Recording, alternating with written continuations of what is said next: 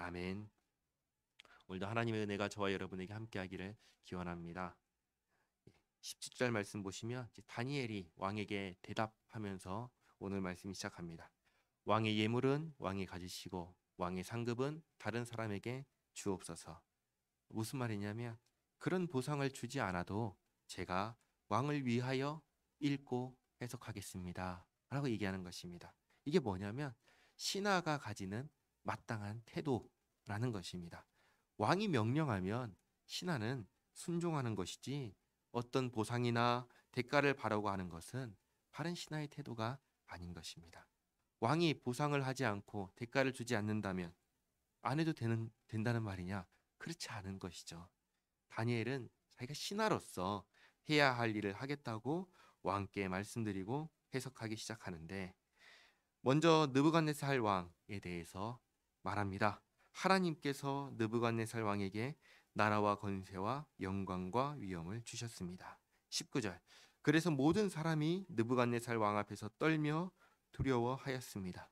느부갓네살 왕은 자기 마음대로 사람을 죽이기도 하고 살리기도 하고 높이기도 하고 낮추기도 하면서 모든 것을 자기 뜻대로 했는데 20절 말씀 보시면 그가 마음이 높아지며 그가 교만해져서 하나님 앞에서 교만해져서 하나님께서 왕위와 영광을 다 빼앗아 가셨습니다. 누가 빼앗아 갔다고 하시죠? 하나님께서 다 거두어 가셨습니다. 모든 것을 다 하나님께서 주셨는데 마치 자기가 한 것인 것처럼 자기가 잘나서 자기 능력으로 이룬 것처럼 여기면서 하늘을 찌르듯 교만해지자 하나님께서 모든 것을 다 거두어 가신 것입니다. 그리고 어떻게 되었는가? 21절. 지성과 이성을 잃고 짐승잔치되어서 7년을 살았습니다. 그게 사장에 있었던 내용이었죠. 그러면서 인간이 아무것도 아니구나. 하나님 앞에서 아무것도 아니구나. 하나님께서 모든 것을 다 주셨구나. 하나님만이 왕이시고 하나님만이 하나님이시구나. 라는 이것을 느부갓네살 왕이 그 7년의 기간을 거치면서 깨달았습니다. 그런데 22절 벨사상 왕이여 왕은 느부갓네살에게 있었던 일을 몰라요 알아요? 다 알면서 그죠? 다 알면서도 하나님 앞에 겸손하지 않고 23절 도리어 하나님을 모욕하고 우상을 찬양했습니다. 그러니까 느부갓네살 왕보다 더했다면 더한 것이죠. 다니엘 1장부터 4장까지 느부갓네살 왕은 하나님을 모욕하지는 않았어요. 그저 자기가 섬기는 신이 최고고 바벨론의 신이 최고고 그러나 남유다의 하나님은 그보다 못한 하나님. 물론 이것도 하나님을 모욕하는 것인데 그렇다고 하나님의 성전 기물을 가져다가 술그릇으로 쓰고 잔치의 도구로 사용할 이럴 정도로 생각은 하지 않았던 것이죠. 그런데 이 벨사살은 교만을 넘어서 하나님을 모욕하는데 이른 것이죠. 그래서 24절 이 손가락이 나와서 이 글을 썼습니다. 25절 기록된 글자는 메네메네 데겔 우바르신입니다. 이제 해석을 해주는데 26절 메네는 바벨론의 시대가 끝났다. 바벨론의 시대가 끝났다. 27절은 데겔은 왕은 자격이 없다.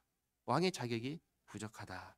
28절 베레스는 왕의 나라를 메대와 바사 사람에게 주셨다라는 뜻입니다. 이제 해석을 해줍니다. 결국 글자의 뜻이 뭐예요? 이 나라는 끝났다. 이 나라는 망했다. 그러면 이 말을 들었을 때 그 다음에 무엇을 해야 할까요? 지금 왜 망했다고 하지요? 왜 끝났다고 하지요? 교만해서.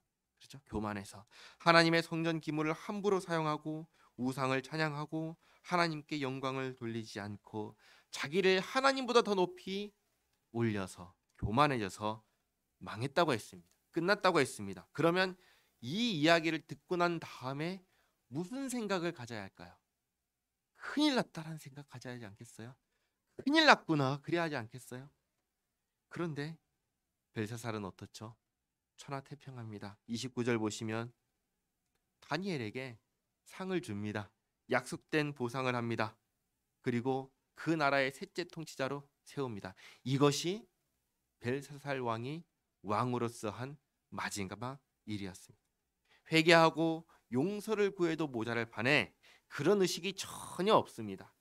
다니엘을 셋째 통치자로 삼았다는 말은 무엇을 의미하냐면, 너는 그렇게 해석을 했지만 이 나라는 영원하다, 바벨론은 망하지 않는다, 이걸 의미하는 거예요. 그러니까 너를 내 다음가는 지도자로 삼아서 이 나라를 다스리게 하겠다. 왜? 이 나라는 영원할 거니까. 아직 지금 너는 망한다고 했지만 망하지 않고 계속 있을 거니까 너를 셋째 지도자로 삼아서 이 나라를 다스리게 하겠다라고 하는 거예요. 그런데 지도자가 되면 뭐해요? 이제 망할 건데. 그래서 다니엘은 어쩌면 왕이 자기 말 안 듣고 결국 망한다는 걸 알고 이렇게 말했는지도 모르겠습니다. 안 받겠습니다. 왕의 상은 다른 사람한테 주십시오, 얘기했는지도 모르겠어요. 아니나 다를까 30절 보시면 이렇게 말하죠. 메대 사람 다리오가, 아니 30절, 그날 밤에 갈대아 왕 벨사살이 죽임을 당하였고, 그 이야기가 끝난 그날 밤에, 왕은 왕으로서 조서를 쓴 그날 밤에 죽어버렸습니다. 그리고 31절, 메대 사람 다리오가 나라를 얻었는데 그때 다리오는 62세였더라. 이 나라 바벨론을 메데파사, 페르시아가 정복합니다. 나중에 신약 시대에 예수님께서 승천하신 후에 오순절에 성령이 강림하십니다.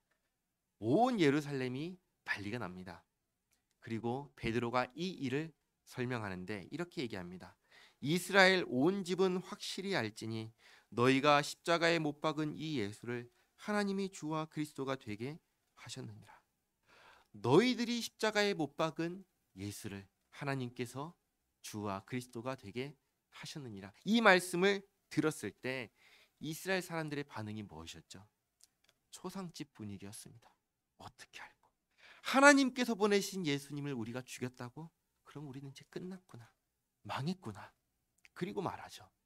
어떻게 해야 합니까? 이 얘기를 하죠. 그때 베드로가 말합니다. 너희가 회개하여 각각 예수 그리스도의 이름으로 세례를 받고 죄 사함을 받으라. 그리하면 성령의 선물을 받으리니. 모든 구원받는 사람들은 이 말씀 앞에 똑같은 반응이 나옵니다. 회개가 있습니다. 벨사살 왕 오늘 망합니다, 오늘 끝났습니다, 회개하지 않아요. 하나님 말씀 앞에 회개하지 않습니다. 회개하지 않는 인생 망하는 겁니다. 회개하지 않는 인생 소망이 없는 것입니다. 죄를 짓지 않는 것이 가장 좋으나 부패하고 오염된 우리의 인생, 죄를 짓지 않을 수 없습니다. 그러면 어떻게 할까요? 회개해야 되는 것이죠. 하나님, 제가 죄인입니다. 저를 용서해 주시옵소서. 그 사람에게 하나님께서 은혜를 베풀어 주십니다. 주님 앞에 회개하고 주님의 은혜를 받고 살아가는 우리 모두가 되기를 바랍니다. 기도하겠습니다. 하나님 감사합니다. 오늘도 새벽을 깨워 주님 앞에 나와서 말씀 듣고 기도하게 하시니 감사합니다. 하나님 앞에서 교만하지 않게 하옵소서. 우리가 가진 모든 것이 하나님께서 주셨음을 기억하며 살게 하옵소서. 하나님께서 말씀하실 때 순종하며 살게 하옵소서. 우리에게 보내주시어 믿으라 하신 예수님을 믿는 믿음으로 살게 하옵소서. 하나님, 이 나라 민족을 긍휼히 여겨 주시옵고 하나님 뜻대로 선하게 인도하여 주시옵소서. 대통령과 위정자들을 붙잡아 주시옵소서. 하나님, 우리 교회 푸른 초정교회를 기억하여 주시옵고 이 지역에 주님의 복을 전하는 복의 통로가 되게 하여 주시옵소서.